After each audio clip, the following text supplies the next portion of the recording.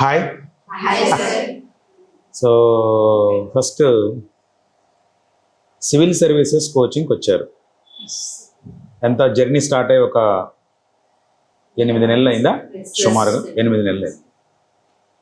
So ఈ 8 మాసాల్లో మనకి సివిల్ సర్వీసెస్ సబ్జెక్ట్ గురించి, తర్వాత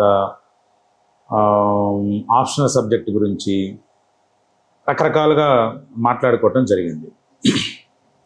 అయితే మనం ఈ చర్చా కార్యక్రమం ఎందుకు పెడుతున్నామంటే, ఈ 8 నెలల్లో మీకు అనిపించినటువంటి మీ అభిప్రాయాలు, పరిస్థితులు ఏమిటి అని మనం మాట్లాడుకుందాం అని చెప్పి మాట్లాడుతున్నాం.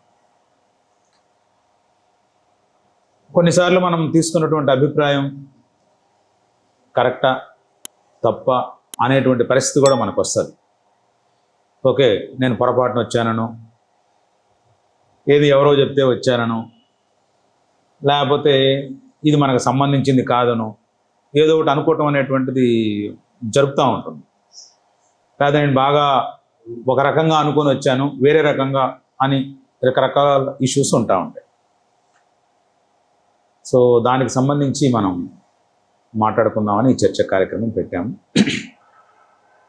ఎందుకనంటే అనేక రకాలైనటువంటి కోర్సుల్లో చదువుకొని సివిల్ సర్వీస్ అంటే అట్లా ఉంటుంది, ఇట్లా ఉంటుంది, మనం ఎగ్జామ్ రాయాలనేటువంటి ఎంతోమంది తపనతోటి ఉంటా ఉంటారు. జనరల్గా వాళ్ళు గ్రాడ్యుయేషన్ చేసేటప్పుడు, లేకపోతే పోస్ట్ గ్రాడ్యుయేషన్ చేసేటప్పుడు వాళ్ళకు జరిగినటువంటి కొన్ని ఇన్సిడెంట్స్ వల్ల ఇట్లా అనుకుని వస్తూ ఉంటారు.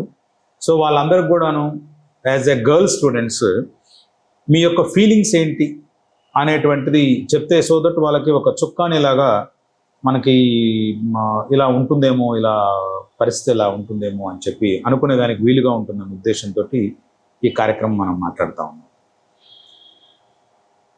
మొదటగా అఖిల, ధర్మవరం అనంతపూర్ నుంచి వచ్చావు. సో నేను ఫస్ట్లో వినూత్న, నేను అందరం కలిసి మాట్లాడినప్పుడు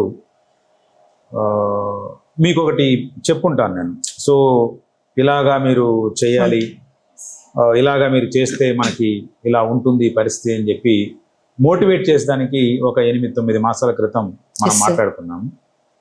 నేను ఆ రోజు ఏమైతే మాట్లాడానో అవన్నీ నా దగ్గరికి వచ్చిన తర్వాత, మీరు ఎగ్జామ్ పెట్టి సెలెక్ట్ అయిన తర్వాత నా దగ్గరికి వచ్చిన తర్వాత అవన్నీ జరుగుతున్నాయని చెప్పి నువ్వు ఫీల్ అవుతున్నావా, లేకపోతే ఏమైనా డీవియేషన్స్ ఉన్నాయా? మొహమాటం లేకుండా ఫ్రీగా మాట్లాడాలని కోరుకుంటున్నాను. Yes sir.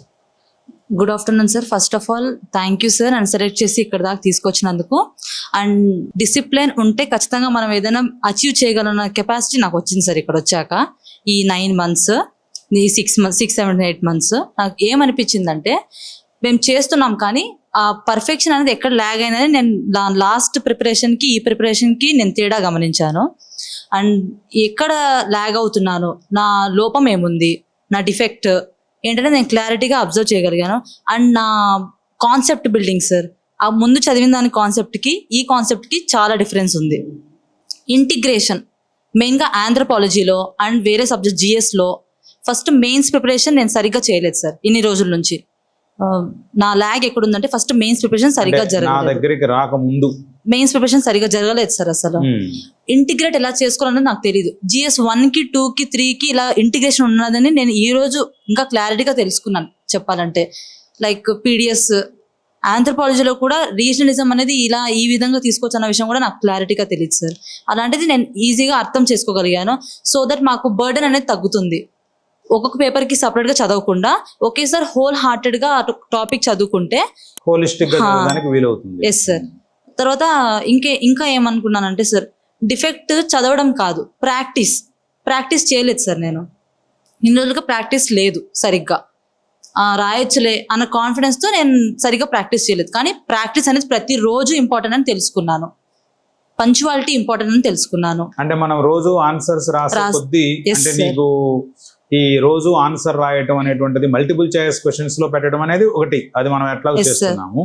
కానీ సబ్జెక్టివ్ రాయటం అనేటువంటిది రోజు రాసేది ఒక ఆర్ట్ అని దాన్ని పూర్తిగా నమ్ముతున్నాను. అది మీరు ఏ విధంగా ఫీల్ అవుతున్నారు? స్ట్రెయిన్ అవుతున్నారా? అంటే రోజు రాయాల్సి వస్తుంది అనేటువంటి ఫీల్. సార్ రోజు రాయకపోతే అసలు మనం ఆ 3 గంటలు కూర్చొని రాయలేం సార్. ఫస్ట్ ఆఫ్ ఆల్ మన హ్యాండ్ అనేది ఖచ్చితంగా పనిచేయాలని మీరు చెప్పారు కదా సార్, అది అది 3 నిజం. గంటలు కాదు, మీరు రాసేది రోజంతా. 6 గంటలు. ఎస్ సార్, ఆ పొద్దున్న రోజు 3 గంటలు, సాయంత్రం 3 గంటలు, 6 గంటలు రాయాల్సినటువంటి అవసరం Yes, ఉంటుంది sir. రియల్ ఎగ్జామినేషన్ లో. మేము ఇక్కడ స్ట్రెస్ అయితే ఇంకా అక్కడ రాయలేం సార్. సో కంపల్సరీ ఇక్కడ మేము స్ట్రెస్ అని అనుకున్నా పర్లేదు, రాయాల్సిందే. రాస్తేనే మనకు అప్పుడు తెలుస్తుంది. అండ్ ఎన్నిసార్లు రాస్తామో అన్నిసార్లు మేము న్యూ థింగ్సే తెలుసుకుంటున్నాం సార్. అంటే మా ఆన్సర్ రైటింగ్ అనేది ఇంప్రూవ్ అవుతుంది కానీ డిప్రూవ్ ఏం అవ్వట్లేదు. ప్రతిసారి ఒక కొత్త చేంజ్ మాలో, ఆన్సర్ రైటింగ్ స్కిల్ మారుతుంది. సో దట్ ఇలా మేము ఇంప్రెస్ చేయగలము అలా తెలుస్తుంది సార్. Okay, good. మీరు ఏ నెలలో ఇక్కడికి వచ్చింది?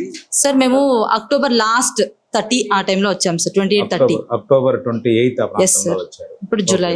Almost 9 months. Yes sir, 9 months అవుతుంది. 9 months దాటిపోయింది. ఎస్ సార్, తెలియట్లేదు 9 months దాటిపోయింది. అస్సలు తెలియట్లేదు సార్. ఓకే, సబ్జెక్ట్ ఏమన్నా కొంచెం నేర్చుకున్నాము అని అనిపించిందా? సార్ నేర్చుకుంది సబ్జెక్ట్ సార్. Hmm. హోలిస్టిక్ గా, హోల్ హార్టెడ్ గా సబ్జెక్ట్ అంటే ఇలా ఉంటుందని తెలుసుకున్నాం సార్. జస్ట్ చదవాలి, జాబ్ కోసం తీసుకోవాలని అనుకున్నాం మేము ముందు. అంతే, అంత క్లారిటీ లేదు సార్ మాకు. ఇక్కడ వచ్చాక ఓ ఇలా తెలుసుకుంటే ఇలా ఉంటుందా, లైఫ్ అనేది ఇలా ఉంటుందా, సో ఇలా మనం గెయిన్ చేయగలుగుతాము, ఇలా ఉండాలి, బ్యూరోక్రాట్ అనే వాళ్ళు ఎలా ఉండాలి అన్నది తెలుసుకున్నాం సార్ మేము. గుడ్.